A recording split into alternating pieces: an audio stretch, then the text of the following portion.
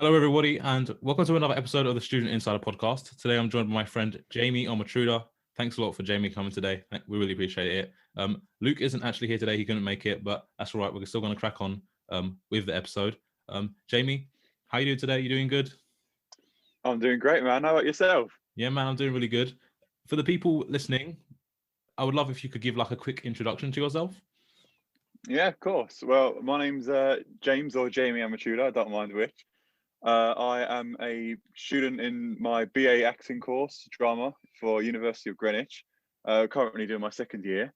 I recently just came out of the production of a play called Dark Nets by Rose Lewinstein. A bit of a psychological drama. We'll probably get into that later. Maybe, I don't know. I don't know what's coming up. Yeah, that's a little about me. Yeah, awesome. Actually, on the topic of your play, do you just tell us how that went and everything? Oh, it was great. It was really good. It's so good. It's so rewarding seeing your final production after editing and all that, because the process is so different usually to how it turns out. Yeah. Like the acting is so like quick, and a lot of it is more improvised than you would imagine. I might get told off for saying that, but the actor takes a lot of initiative in the sense that you need to be quick. Maybe someone might say something in the wrong order, or say something that you weren't expecting, and you just got to roll with it. So it's an interesting process being an actor, but the directors were just amazing for this project. The lecturer and my friend Georgie, absolutely amazing. So yeah, it was a pleasure to work on. That's so awesome. Because you live streamed it on YouTube, if I'm right, or it was like up for 48 hours. Yeah, we only got the rights to air it for 48 hours. The interesting thing with acting now is that we were basically in the same confines as we're talking now. So you've only basically got your face on screen, which is how we recorded. We basically couldn't see anyone in person physically, which completely changes the way of acting. Yeah. If I want to act physically, I'd like look into the fellow actors' eyes and react with their reactions. But when you're online, it's a lot harder to do that. You feel a lot more restricted. So we kind of ran with the idea that this was all happening during COVID, during the pandemic. So it really changed the way you acted it. Yeah, it's a very different. It's very different kind of experience. I've never done anything like it. Like usually you have to act more, just as much with your like gait and your posture and your body language than just your facial expressions. But when, again, I suppose it's a bit like screen acting, but when you're confined to just your face, it just completely changes the dynamic of acting. Or at least it did for me. Yeah, because it's how did you find like being able to find like emphasize like what you were trying to get across? Because a big part of acting is body language, right? So how do you like, was you limited by trying to do this online? Well, there was definitely an adjustment that had to be made, but I felt like I had to record myself and see how I looked when I was acting, especially now during being recorded on my iPad essentially. But I found myself doing the same movements with my body and through my body language as I would usually. So if I was hostile, I would like still like tense my shoulders and feel quite, act through my whole body still, even though you'd only see a fraction of it, because I feel like when you do that, you're still in character more. Yeah, I suppose it depends on the actor, really. If you're a method actor, if whatever it takes to get into role, do it. Anything that it takes, the show must go on. Even during a COVID time. Yeah, it's all about adjusting to the situation in a way, which I think is really good with what you've done with this play. In terms of like the academic side of acting, how's it different this year compared to last year for you? Because like I'm assuming all your classes were still online this semester. Is that right? Yeah. All of them. So how did it work? Because if I'm correct, I'm not sure exactly how an acting degree works, but were you in a classroom, them teaching you about like theories, or would you be in like a room and like acting out things and like having stories, having lines to memorize, and acting out, or was it like a balance of both? How did it work before, and how's it changed It was a now? balance. It was a balance. We used to do theory and acting all in Mm, class during the lectures. mm, Learning different styles, different forms of drama, different genres, different techniques, all the things that you need to know to be prepared for an acting role. I'd say it was more well-rounded when we were in class, obviously, because you could ask more questions when physically, mm. uh, you can be more thorough in your practical work. But interestingly enough, I feel like I'm doing more acting now Oh than I wow. did last year, even though I was in person last year. And I feel like that's because we're more like off. We have to get things done quicker now. We were given weeks to get this production off the ground, and that's not a particularly long time Mm. for a big play. So I feel like, yeah, already I've done more acting than I did for the whole of last year. Last year, I'd say I had maybe one good 10-minute chunk Mm. of acting in near the end of the year. But I suppose as the years go on, you're going to get more advanced in your work. Yeah, So I'm doing more work at home, which I was not expecting. that is crazy. I never thought it would be like that. It's kind of like creating that opportunity for yourself with like just not even that things aren't the best. It's like, okay, what can I do to come to a solution, still work on the things I want to work on in a way. Like, Yeah, it's a really yeah. good hurdle to overcome. Mm. Definitely. Yeah. So like in terms of your like aspirations as someone that does acting, is like what are they exactly? Like, do you want to be is something acting you really want to go down as a career? Like, what are your aspirations on that?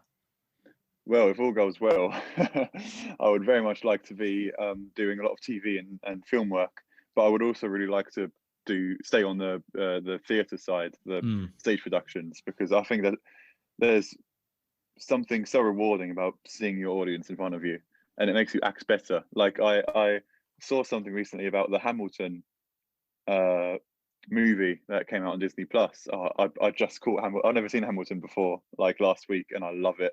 It's amazing. Anyway, they said that they had an audience in for the filming of the movie because they felt like they'd get better performances just for the filming Yeah. with the live audience, and that's so true. I feel you have to, it improves your performance immeasurably when you have someone watching you because you're Yeah. like, okay, someone's watching me. I better act as well as I can. But I would like to try my hand at theatre, movie, and TV Mm. work as well. Haven't had the chance yet, but yeah, if all goes well, even if it doesn't, there are so many transferable skills for your acting course. You Mm. know, public speaking. Uh, Mm. there's a lot of verbal communication needed. I'm doing my course of a lack of justice because I can't think of any more. But yeah, no, there's a lot of Yeah. transferable skills. That's a lot. I definitely think that because like in the creative field, there's a lot of things that can be transferred. Like I said, especially communication, because like no matter what we do, communication is a big part of like just getting across what you need to get across in a like an effective way. Like even Yeah, working in like, or like, even as like I do a bit of marketing in terms of like do a marketing module, like make content that's somewhat sort of marketing.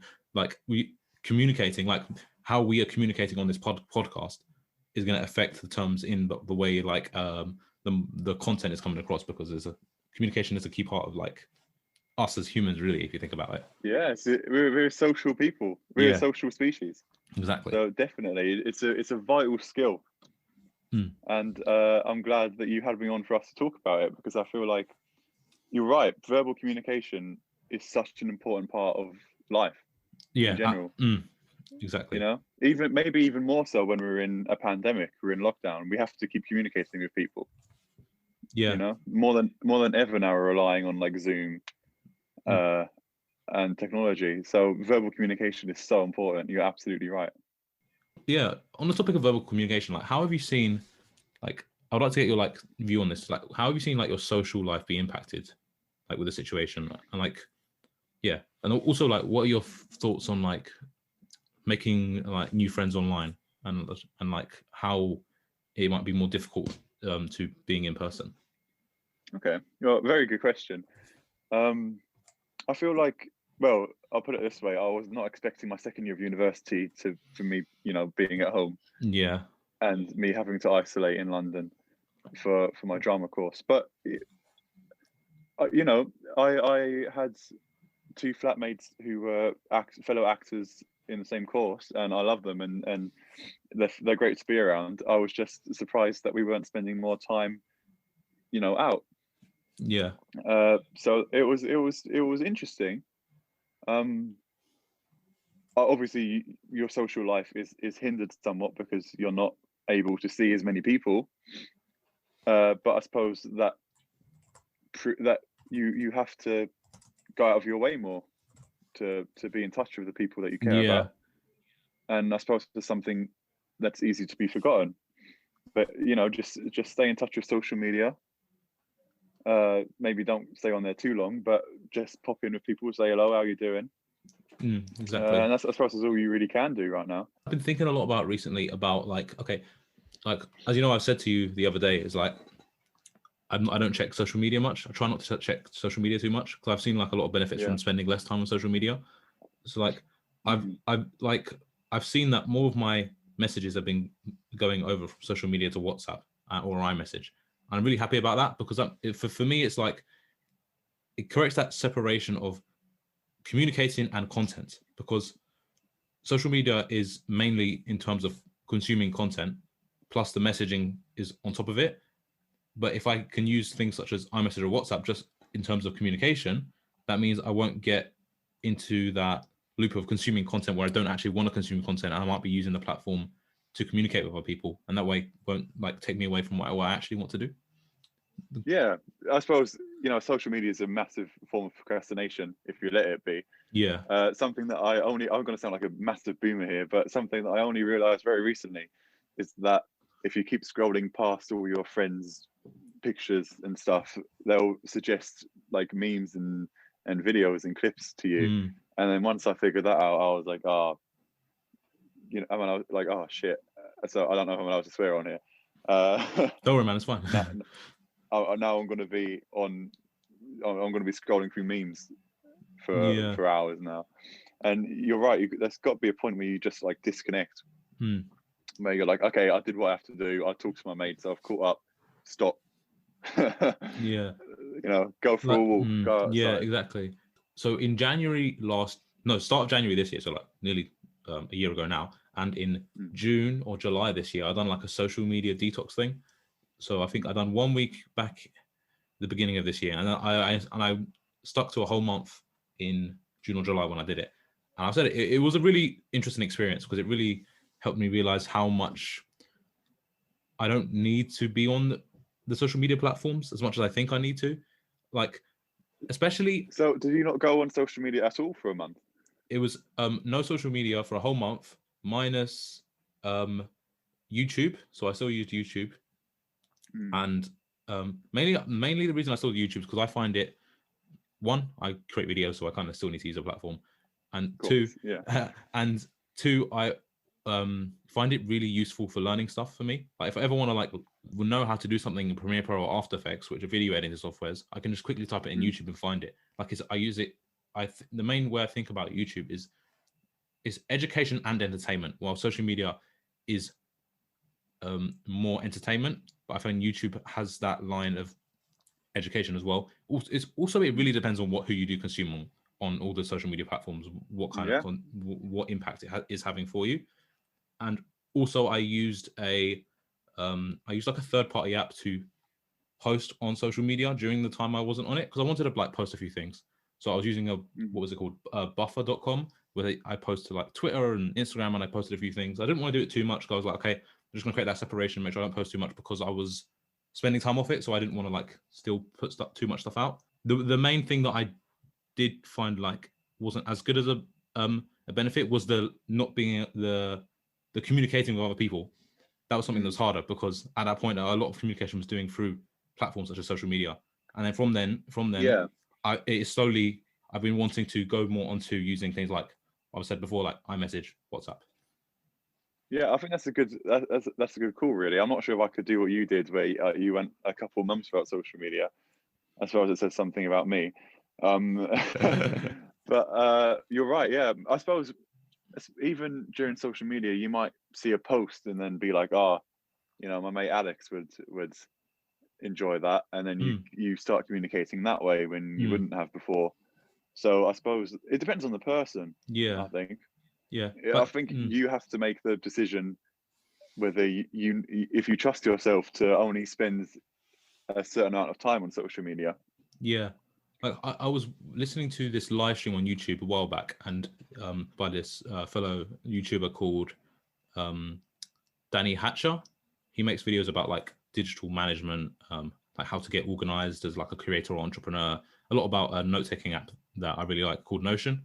And on Mm, this like live stream, oh not sorry, I think it was actually a podcast episode on someone else's YouTube channel. But he was talking about how he's really intentional with social media, and that really got me thinking a lot about my use, because it was like he will only follow the people that he wants to get like maybe some sort of value, or wants to, or it's like he wants to communicate with them, and like he's really intentional. Like he won't go on Instagram or Twitter to just to scroll through the mm, content. He will like go onto the person, see if they've uploaded a new thing, maybe engage with the content if it's something that interests them. Like if he's on YouTube, he's going to engage with topics and videos that he's interested in. And it really got me thinking about like because I already thought about being more, I already started to be a bit more intentional with social media, and that made me think more about being even more intentional, because I was thinking that was really an interesting approach he has for in terms of using social media. I feel like that takes a lot of willpower. I Mm, mean, that's how social media really grabs you in, I suppose, thinking about it. You go on there to do one thing, and you're right, you just see another thing, and then you start mm, scrolling, and the next thing you know, half an hour's gone, yeah, and you I feel like this is I'm doing a lot of soul searching here. I'm like, maybe I shouldn't spend so much time on social media talking to you. um Not social media talking to you, after talking to you. oh yeah, okay, uh, cool, cool, yeah, uh but yeah, no, I suppose it's even harder to separate yourself now mm, when we don't have as much going on yeah, during, when you're in lockdown. I suppose again, it just takes willpower. You got to be like, okay, even though not much is going on, I've had enough, mm, you know. yeah, And then I suppose it's doing other things that you can do yeah. during this time. And also like I think, yeah, TikTok, right?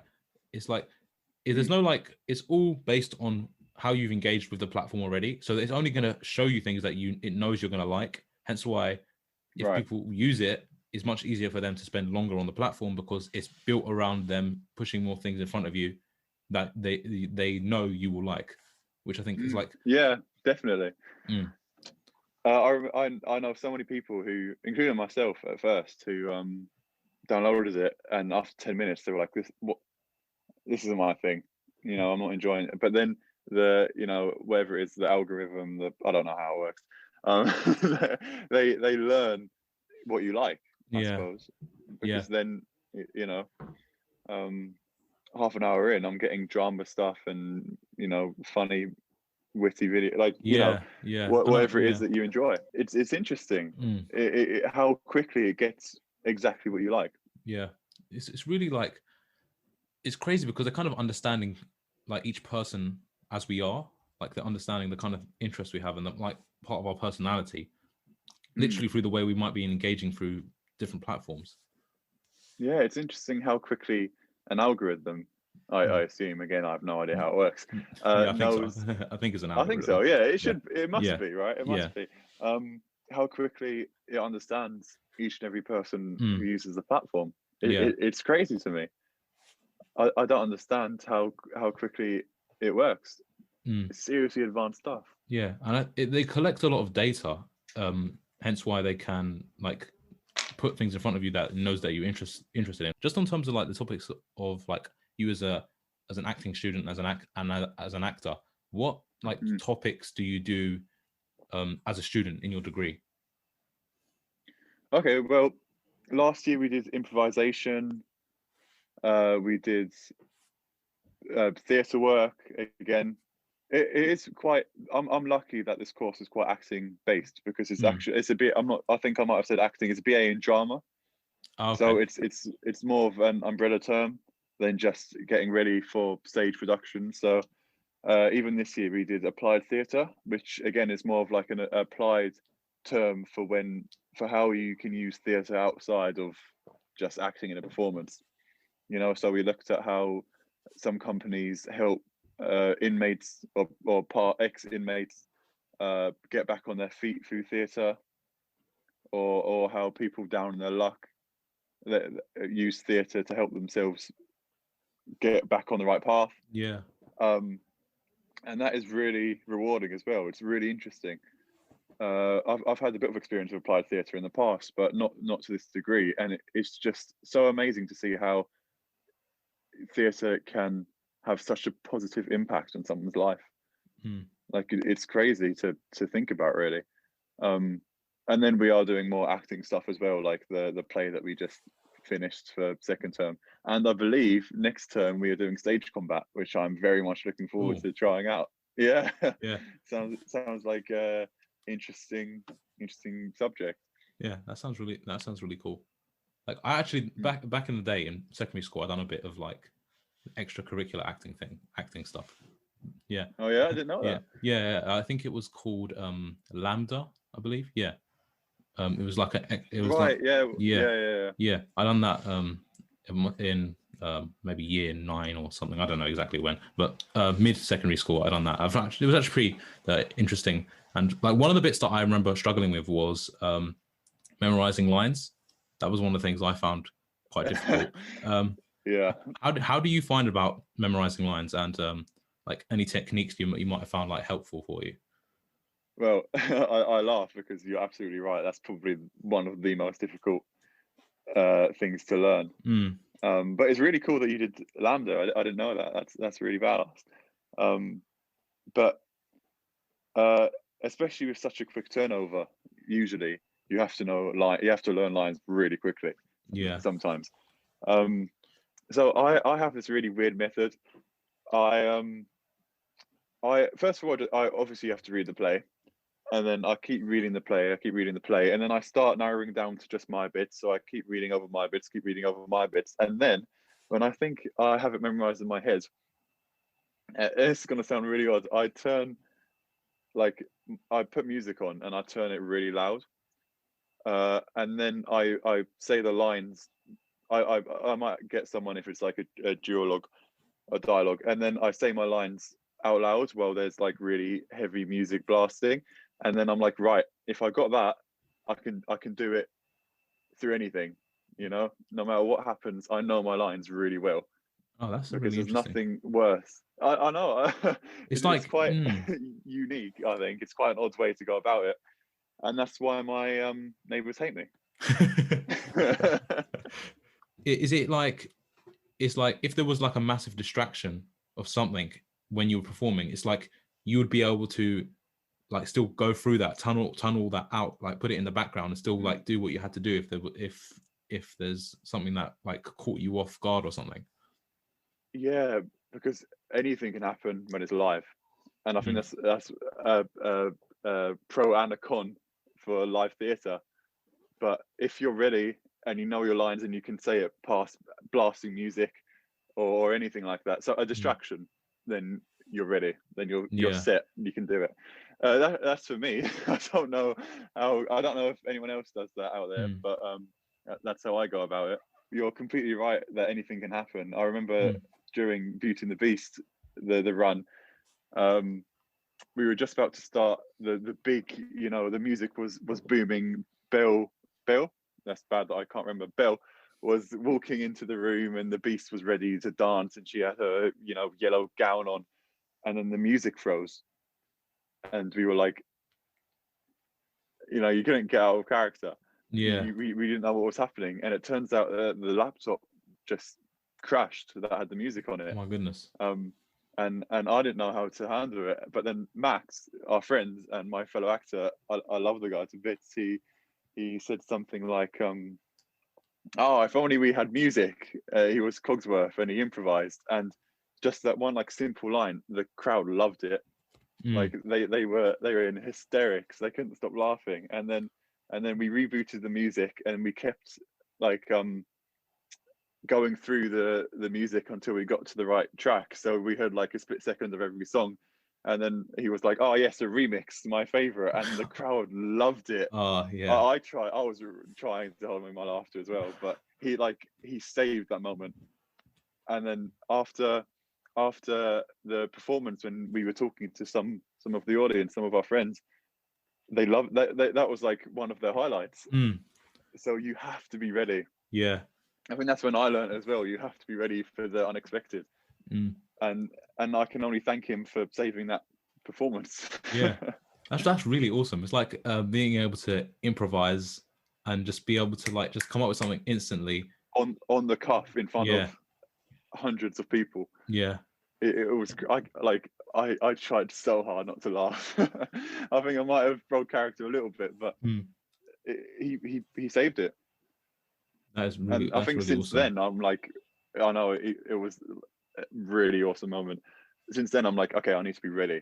I need to be ready for anything. So I think that might be actually where my unique technique of learning lines has originated, because I was like, right, you're vulnerable on the stage. Yeah, you have eyes on you all the time. You don't know what's going to happen. You have to be ready. Yeah. So yeah, long story short, be really annoying and blast music, and then you'll be fine. I love it, man. I love it. So we've already covered your aspirations when it comes to acting. So what are your current experiences when it comes to acting, and like the different roles you've played and so on? I've been lucky enough to play Lumiere in a local production of Beauty and the Beast. Bradley Manning in a play called The Radicalization of Bradley Manning, which was a privilege, really good play. I loved it. Gary in the new Darknet play by Rose Lowenstein. I'd say those are my three highlights, my three most proudest moments as an actor. If I were to give my a favorite production, it would probably still be Beauty and the Beast. Really talented cast, great choreography, great singing by everyone. It was really enjoyable, and I'm not a massive singer, but I did enjoy having to do a few musical pieces as well. That was a really unique experience for me. That's awesome. Also, when it comes to acting, was there like a big influence for you, like something that really sparked your interest in acting? That is a really good question. Obviously, as an actor, you have a lot of inspirations. For example, one of my biggest ones now is Peter Dinklage. I think he is, a treasure. Who's that exactly? Peter Dinklage. He played Tyrion Lannister in Game of Thrones. Okay. And many other roles. I think he's absolutely amazing for everything that he's done. Especially his acting skill, just incredible. I could spend another podcast worth of time just gushing about Peter Dinklage. He's that good. But I suppose he's more of a recent influence, because luckily enough, my parents didn't let me watch Game of Thrones in 2011 when it first came out, when I was 10. So I think, well, that's a really good question. You really got me thinking here. Well, the first production I ever did, the Year 6 Leavers play, was the first proper big thing that I did. Joseph and the Amazing Technicolor Dreamcoat it was. And getting a proper bit of acting in that, I was like, okay, I can see myself enjoying this, getting laughs from the audience, I think that was when I first learned that being on stage is something that I really enjoy doing. Yeah, that's really cool. I actually remember in when I was in same Year 6, we done like cabaret thing where like I actually performed like me and like one of my friends, we done like some performing of some like magic and stuff, as wow. Yeah, it was really cool, a really awesome experience. And that was also like being on the stage engaging like with the audience. And I feel that kind of had an impact, like from that point-ish, like doing stuff more a bit outgoing, that maybe looking back that I wouldn't realize from that point going forward, but looking back now to what I've done in the past is kind of seen, like, because I create quite a bit of content online, I'm like, that confidence in a way probably come from loads of different actions in the past, like just even like little things, like in like my marketing presentation that I did recently in my seminar group, just little things as when we started it, me volunteering to be the leader of the group and like being the person that organized things, those little things that like just gives you more confidence in a way, as I think is really like contributed to me being able to communicate more, like being more outgoing as well. And acting is a big part of being able to like really express what you want to say as well. I think that's really interesting. Yeah, definitely. All the little things, they accumulate, you know, they build up. Character builds, and it's great. Like I remember, we used to show me magic tricks in between lessons. Yeah, and I was like, oh, they're really cool. I got to learn some of that. But yeah, you're right. Just even the little things, they all build up. How have you found, not to go like down a dark path or anything, but like how have you found like rejection? Like as like maybe you've like you've auditioned for a role and then maybe you didn't get the part that you wanted, or how have you found like that and like dealing with it and the obstacles like this? Well, no, it's good that you're asking the tough questions. I think that's you get the best material. You need tough skin. You definitely need tough skin in the acting business, I suppose. You won't get every part you want. Yeah, it just won't happen. But you need to learn from those experiences. You need to build from. You need to look back and be like, okay, why did the performance not go well? Was it something I did? Did I not know my lines well enough? If it was a singing piece, was I off key? And then if you analyze and actually go back, you might be able to improve and build yourself up. Yeah. But I understand it can be really demoralizing. Not getting the part that you want, especially if it's a part that you really, really, really want, and you're like, I'd be perfect for.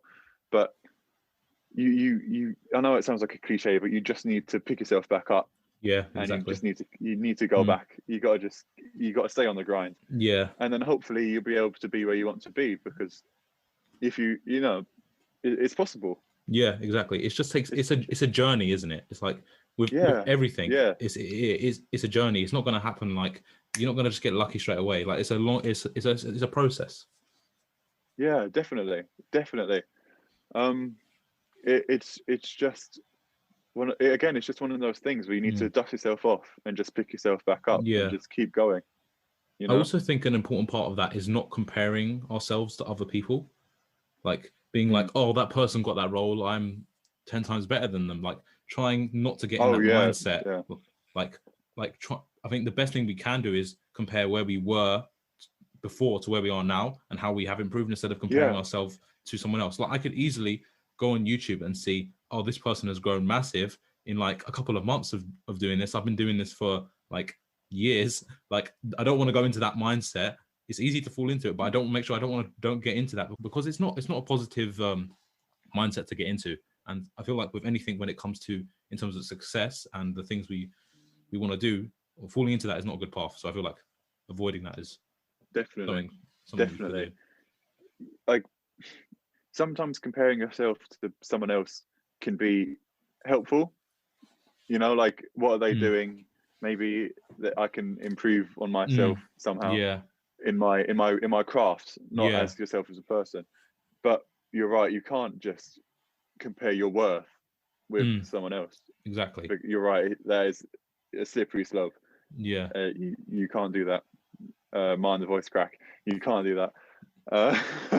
I also feel like we can like look at these other people and see what we can learn from them, like you say. Like there's a lot of people that I look up to, and I'll be like, okay, what can I learn from them, from what they have done, and apply that to the things that I want to do. Interestingly, well, on the topic, I watched something last night that I think is quite relevant here. Bryan Cranston, who is an amazing actor, who plays Walter White in Breaking Bad. I believe he was the dad in Malcolm in the Middle, I think. He was doing a Q&A, and he said, I forgot what the question was, but the answer really stayed with me. He said, I never want to be the best actor in the room, because then I can't learn anything. Yeah. And I was sitting there and I was like, that's a really good point. Yeah. If you're the best at something, you can't improve. Yeah, exactly. That's so and true. it doesn't necessarily mean you'll get the best parts either. You know, I suppose a big part is luck as well. Yeah. But if you see your fellow actors, in my case, as inspiration, then you can learn from them. Yeah. And maybe they can learn from you. Yeah, because the people around you, like you say, if you're surrounded with people that are better than you, you're gonna get better. It's like Exactly. Like in secondary school, where I played a lot of basketball, I would always play with people that were either the same but usually better than me, because I wouldn't want to play on the court where I would win every game, because that's kind of, one, it's kind of boring. Two, I wouldn't get any better at playing basketball. So I would always play with my friends that were better than me. That way, it's more fun, more challenging. Plus, I'll improve my skill as well. Thanks a lot, everyone, for listening to the Student Insider episode today. Thank you, Jamie, for coming on. Really, really appreciate it. Thank you very much for having me. Yeah, absolutely. Really awesome. Absolutely love this conversation.